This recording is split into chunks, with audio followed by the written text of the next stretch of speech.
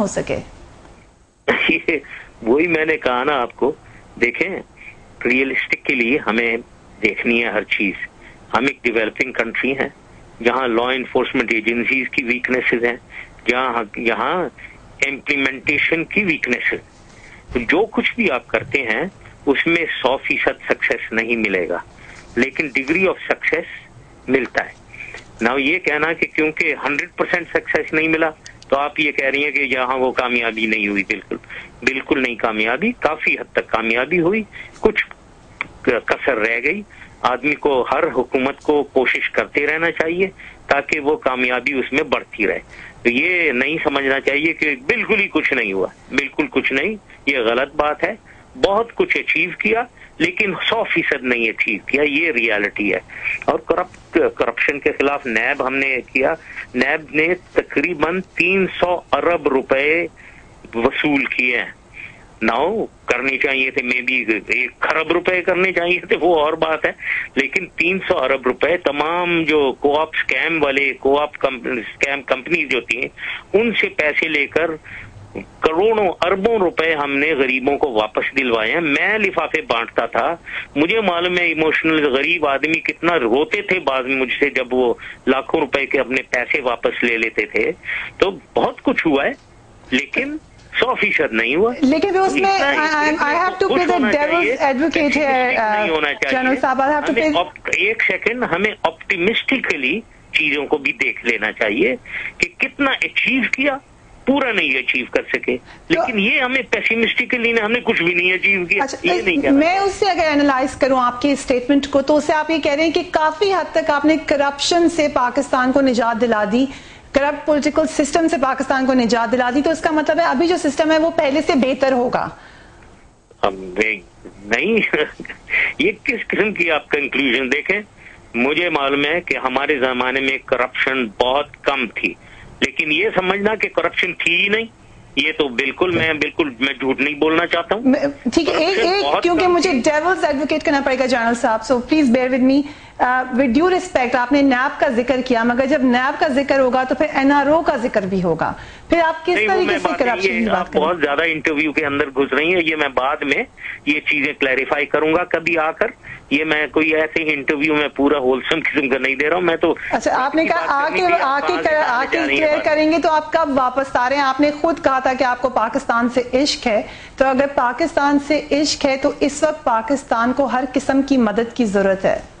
ہاں وہ کر رہا ہوں میں یہاں سے بیٹھا ہوا.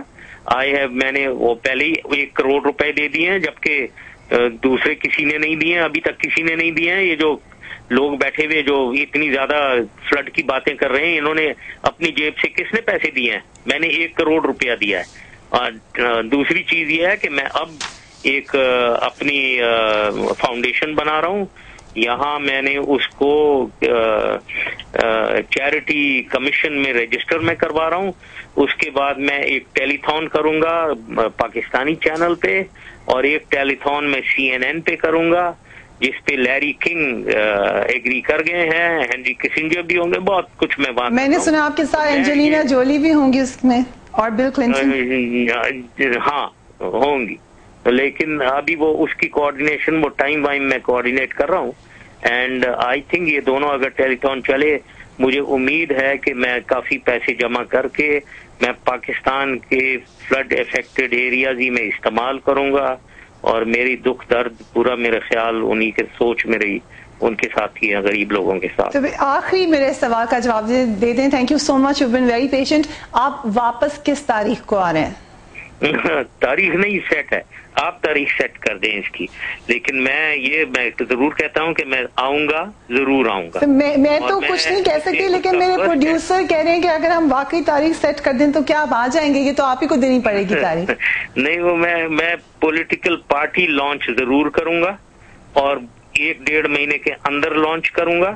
اور پھر فضا دیکھوں گا، ایک انوائرمنٹ دیکھ رہا ہوں میں پاکستان کی، اس کے مطابق میں ڈیسائیڈ کر کے میں پاکستان آؤں گا ضرور. 100%. آپ کو کس نے منع کیا پاکستان آنے سے؟ کسی نے نہیں منع کیا. تو آپ خود سے نہیں آنا چاہتے؟ نہیں آنا چاہتا تو بہت ہوں، بہت سی اس کی امپلیکیشن ہیں، وہ ہیں، وہ آپ خود بھی سمجھتی ہیں. بہت Thank you so much for joining us. This was former president general Parvez Musharraf साहब जो उनसे ज्वाइन कर रहे थे, हमने आपको उनका इन डेप्थ इंटरव्यू सुना दिया. आपने कितने पैसे दिए हैं रजा हारून साहब?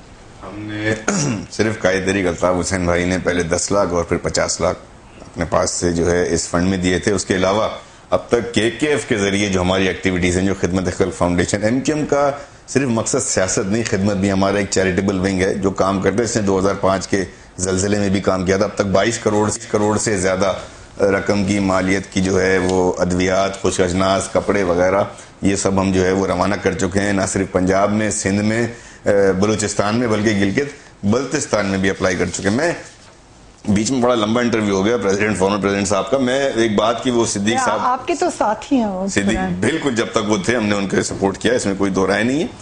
ये जब उनको जो है वो सुप्रीम कोर्ट ने सपोर्ट कर दिया था, जब सुप्रीम कोर्ट ने उनको वैलिडेट कर दिया था, तो अब तो चीफ जस्टिस इफ्तिखार चौधरी साहब से पूछना पड़ेगा. मैं इनकी एक बात का जवाब दे दूं. उन्होंने कहा मुल्क से बाहर 20 साल से बैठे हैं. तो भाई 20 साल से बैठे हैं तो हमारे कायदे, हमारे लीडर हैं, और एक दिन ऐसा नहीं गुजरा कि उन्होंने हमसे अपना राब्ता मुनक़ता कर दिया और कराची और मुल्क की सूरत हाल की नफ्स पर जो है उन्होंने जो है अपना हाथ न रखा और हर चीज को उन्होंने कमेंट किया. अच्छी बात है. सर मैं फरिया आपके जरिए एक सवाल इनसे पूछता हूं कि क्यों नहीं आते वापस? सुन लेना, मायदा करके नहीं कहते ना आपकी तरह, कोई मायदा थोड़ी किया हुआ है. तो बगैर मायदे के क्यों बैठे हैं? उनके रास्ते पर रुकावट कोई नहीं है, जल्दी वापस मान लिया ना. मायदा जब वो गए थे कोई केस नहीं था उनके ऊपर, सारे केसेस थे उनके बाद गए थे. और आपके लीडर जब गए थे वो जेल में थे, जेल में थे, सजा काट रहे थे, सजा भुगत रहे थे, वो छोड़ के गए. और इस तरह का मायदा कोई भी जमहूरी लीडर, मैं समझता हूँ, उसके सियासी करियर पे धब्बा है जो ये बोलकर जाए कि मैं 10 साल तक मुल्क से बाहर रहूंगा, कोई बयान नहीं दूंगा, पॉलिटिक्स में कोई इंटरेस्ट नहीं लूंगा, चाहे मुल्क में जलजला आ जाए, तूफान आ जाए. ये नवाज शरीफ साहब का बयान था. 10 साल तक उन्होंने 10 साल तक कोई स्टेटमेंट नहीं दिया. फिर इनकी जमहूरियत की तारीफ, इनसे जमहूरियत की बात ही करना बेकार है. 20 साल भी 2 दफा नवाज शरीफ साहब के दस्तखत ऑन रिकॉर्ड हैं. एक दफा दस्तखत उन्होंने किया था जब वो वजारत उज़्मा की कुर्सी से रिजाइन कर रहे थे, टीवी पर आकर, और कह रहे थे मुझे किसी ने कहा रिजाइन करने के लिए, नहीं खड़े हो सके आजमाइश में. एक दस्तखत वो, दूसरा दस्तखत वो, दूसरा सर आप सुन लेना जवाब. दूसरा दस्तखत वो जब उन्होंने मुआहिदा किया कि मैं 10 साल तक चुप होके बैठ जाऊंगा. ये कैसा लीडर है जो चुप होके बैठ जाएगा 10 साल तक, बयान भी नहीं देगा? आजमाइश करनी चाहिए थी, जेल गुजारनी चाहिए थी, जेल गुजार लेते. तीसरी बात यह कि अल्ताफ हुसैन भाई अल्हम्दुलिल्लाह मेरे और आपकी तरह पाकिस्तानी शहरी हैं. किसी खुशफहमी में मत रहें सिद्दीक साहब.